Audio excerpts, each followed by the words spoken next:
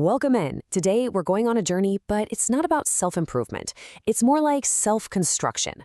I want you to imagine for a second that you're the architect of your own life. You're holding the blueprints for the person you want to become. The foundation, the framework, the final design, it's all in your hands. So let's grab our hard hats and get to building. Right before we dive in, let's start with this. Just take a moment and really think about it. We all have those private struggles, right? The battles we fight when nobody's watching.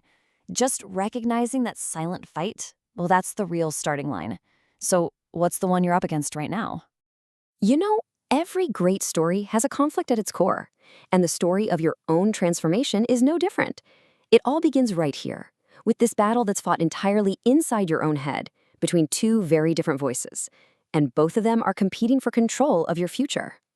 Okay, so this slide just lays it out perfectly. On one side, you've got the voice of fear. That's your inner critic, and it's loud. And there's a reason for that. It's basically our ancient survival wiring, always scanning for what could go wrong. Its only job is to keep you safe inside a tiny, predictable box. But then, on the other side, that's your true self. It's a much quieter voice, right? It speaks in feelings and energy and intuition. It's the part of you that holds your dreams and pulls you toward joy. The wild thing is, the entire life you end up living comes down to one simple choice. Which one of these voices do you give the microphone to? Look, before you can build something new, you have to get real about where you're starting from. Sometimes life feels like you're just stuck in a maze. It's confusing, it's frustrating, and there's no clear path. And the absolute truth is, it is 100% okay to admit you feel lost. Acknowledging you're in that maze without beating yourself up over it, that's not weakness. That's actually the first, most essential step to finding your way out. And this right here, this is a game changer. Our feelings, they make for terrible tour guides. They're like a faulty GPS, always changing, totally unreliable, and half the time just plain wrong. They are not reality. So what's the secret weapon against them? Discipline. And discipline isn't about punishing yourself.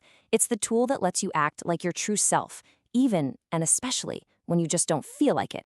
Which brings us to this, the big turning point. After you've gotten honest with yourself and you understand the battle you're in, there comes this moment where a decision has to be made. It's a conscious choice to act, to take a leap, even when every single fear-based instinct is screaming at you to stay put. So how do you actually make that leap? Well, it really breaks down into these three powerful steps. First, really truly think about the price of doing nothing. We get so obsessed with the risk of changing, but we totally ignore the guaranteed cost of staying exactly the same, and that cost is your potential. Second, you have to consciously face the discomfort, look it in the eye, accept that it's going to feel scary. And then finally, you just got to pull the trigger, make the call, take the first step. Isn't this just a fascinating paradox? Think about it. Both fear and faith are powered by the exact same fuel, belief in a future you can't see. Fear asks you to believe in a terrible future, one full of failure and pain. Faith asks you to believe in a future filled with growth and purpose. Since you have to bet on something unseen either way, the real question isn't about certainty, it's about value. Which unseen future is a better investment of your belief? And boom, this quote just nails it. That jolt of fear you feel right before you make a big move, that's not a stop sign, it's the gate. It is the dividing line. Your willingness to feel that fear and to move forward anyway is the single biggest difference between the people who build the life they imagine and those who are left wondering, what if? Okay, so you've made the choice. You're ready to leap. But now what? How do you keep that momentum going?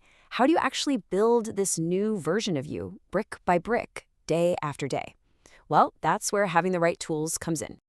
All right, this is your new toolkit for change. Let's run through it. First, develop a sense of urgency. Get a do-it-now mindset. It's the ultimate weapon against procrastination. Next, treat your past like a school, not a prison sentence. Learn the lesson, but don't carry the weight forever. Then, start rehearsing who you want to be. I mean, literally, close your eyes and feel what it's like to be that person. And hey, focus on progress, not some impossible idea of perfection. And remember this one, staying stuck is hard and changing is hard. You get to choose your heart.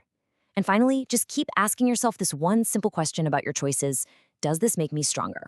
Now for a concept that is seriously a superpower. It comes from Stoic philosophy, amor fati. It literally means a love of fate.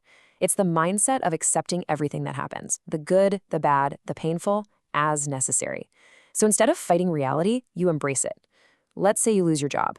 Instead of seeing it as a catastrophe, you can choose to see it as the universe pushing you to find a career you actually love. It's not about being passive, it's about finding the opportunity inside the obstacle. Let's talk about a little upgrade to a common phrase: fake it till you make it. It always feels a little off, right? Like you're an imposter. Here's a much more powerful way to think about it. Decide who you want to be a year from now and just start showing up as that person today. You're not faking anything. You are embodying your future self in the present. You're not faking it, you are becoming it. Okay, so we've looked at the internal battle, we've talked about making the leap, and we've gathered our tools. But what's the actual result of all this work? What does it really mean to become your future self? In the end, it all comes back to this one fundamental truth. You hold the power. Your thoughts, your beliefs, your actions, those are the raw materials. They are what you use to construct your reality. The real outcome of this whole journey is the deep, unshakable knowing that you can consciously, deliberately design a life that is in perfect harmony with who you truly are. Now this is such a profound and honestly often forgotten final step. To fully step into your new life, you have to be willing to grieve your old one. You have to mourn the person you thought you were going to be, grieve the life you imagined you'd have. It's not about regret. It's about intentionally letting go to create the space for the person who is trying to emerge. So we're going to end exactly where we began, with a question. You know, they say every act of creation is first an act of destruction.